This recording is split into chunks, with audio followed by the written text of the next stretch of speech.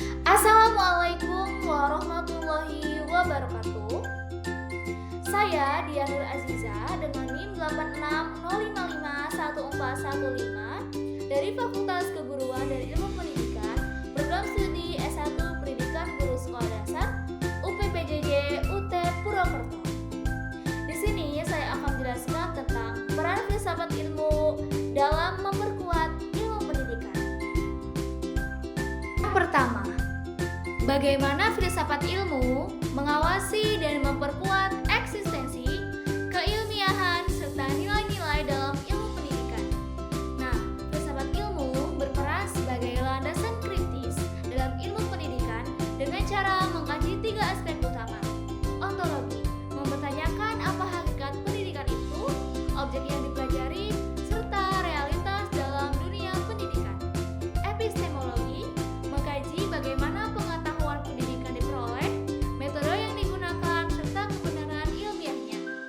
Aksiologi, menilai manfaat dan nilai-nilai yang terkandung dalam pendidikan seperti etika, moral, dan tujuan pendidikan itu sendiri. Kedua, bagaimana pendidikan yang bermakna dan bernilai turut memperkuat perkembangan filsafat ilmu. Pendidikan yang bermakna dan bernilai akan menghasilkan praktik pendidikan yang tidak hanya fokus pada transfer ilmu, tetapi juga pembentukan karakter dan pemikiran kritis. Hal ini memperkuat filsafat ilmu karena 1. Mendorong refleksi terhadap tujuan pendidikan. 2. Mengembangkan pemikiran kritis terhadap teori dan praktik pendidikan. 3. Menjadi pendidikan sebagai sarana pembentukan manusia yang utuh, intelektual dan moral. Sehingga pendidikan menjadi ruang aktualisasi dan konsep-konsep filsafat ilmu. Mengapa filsafat ilmu dapat disebut sebagai pisau analisis, ontologi, epistemologi, aksiologi dalam membedah persoalan-persoalan pendidikan? Filsafat ilmu disebut sebagai pisau analisis karena digunakan untuk mengkaji masalah pendidikan secara mendalam melalui tiga pendekatan. Ontologi, menganalisis hakikat masalah. Misalnya, apa itu belajar? Epistemologi, mengkaji cara memperoleh solusi, metode pembelajaran yang tepat. Aksiologi, menilai dampak dan nilai dari solusi tersebut, apakah bermanfaat dan etis. Dengan ketiga aspek ini, masalah pendidikan dapat dipahami secara menyeluruh dan tidak dangkal.